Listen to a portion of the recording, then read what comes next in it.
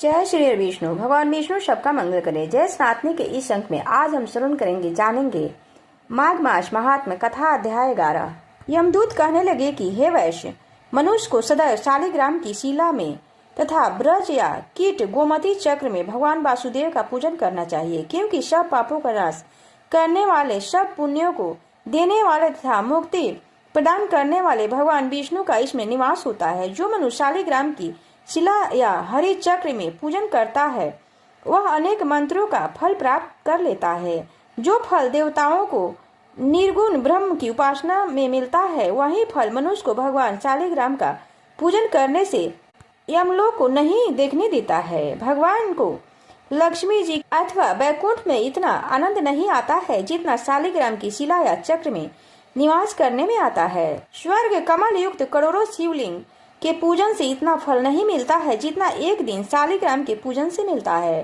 भक्ति पूर्वक शालिग्राम का पूजन करने से विष्णु लोक में वास करने और मनुष्य चक्रवर्ती होता है। काम, क्रोध, लोभ, मोह, अहंकार से युक्त होकर भी मनुष्य शालिग्राम की पूजन करने से वैकुंठ में प्रवेश करता है। जो सदैव शालिग्राम का पूजन करते हैं वह प्रलय काल तक स्वर्ग में वास करते हैं। जो दीक्षा, नियम और मंत्रों से चक्र में बलि देता है वह निश्चय करके विष्णु लोक को प्राप्त होता है। जो शालिग्राम के जल से अपने शरीर का जलाभिषेक करते हैं वह मानो संपूर्ण तीर्थों में स्नान करता है। गंगा, रेवा, गोदावरी सबका जल शालिग्राम में वास करता है। जो मनुष्य शालिग्राम की शिला के सन्मुख अपने पिता का श्राद्ध करता है उसके पितर कई कल्प तक स्वर्ग में वास करते हैं। जो लोग नित्य शालिग्राम की शिला का जल पीते हैं उनके हजारों बार पंचगव्य पीने से क्या प्रयोजन। यदि शालिग्राम की शिला का जल पिया जाए तो सहस्त्र तीर्थों करने से क्या लाभ। जहाँ पर शालिग्राम है वह स्थान तीर्थ स्थान के समान है। वहाँ पर किए गए संपूर्ण दान होम करोड़ों गुना फल को प्राप्त होता है। जो एक बूंद भी शालिग्राम का जल पीता है वह माता के स्तनों का दुग्ध पान नहीं करता है, अर्थात गर्भाशय में नहीं आता है।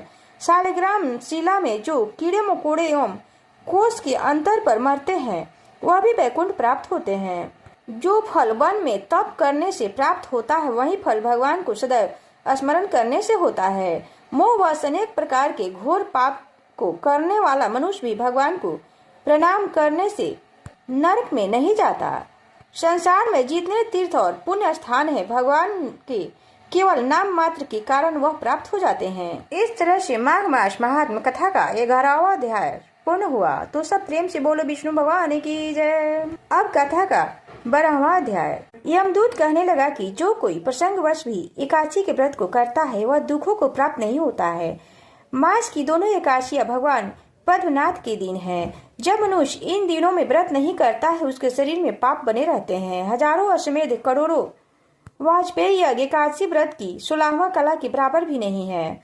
एकादशी के दिन व्रत करने से 11 इंद्रियों से किए गए सब पाप नष्ट हो जाते हैं। गंगा, गाया, काशी, पुष्कर, कुरुक्षेत्र, यमुना, चंद्रभागा कोई भी एकादशी के तुल्य नहीं है।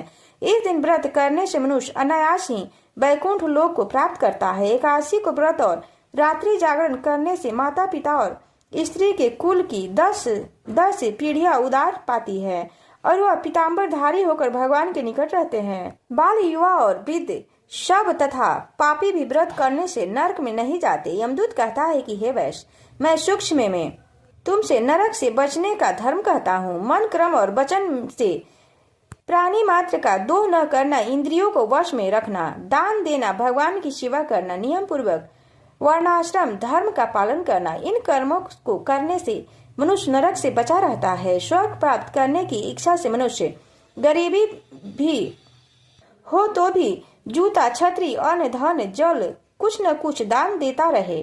दान देने वाला मनुष्य कभी यम की यातना को नहीं भोगता तथा दीर्घायु और धनी होता है। बहुत कहने से ही क्या, धर्म से ही मनुष्य बुरी गति को प्राप्त होता है। मनुष्य सदैव धर्म के कार्यों से ही स्वर्ग प्राप्त कर सकता है। इसलिए बाल्यावस्था से ही धर्म के कार्यों का अभ्यास करना चाहिए। इस तरह से माघ मास महात्म्य कथा का 12वां अध्याय पूर्ण हुआ। तो सब प्रेम से बोलिए विष्णु भगवान की जय, उमापति महादेव की जय।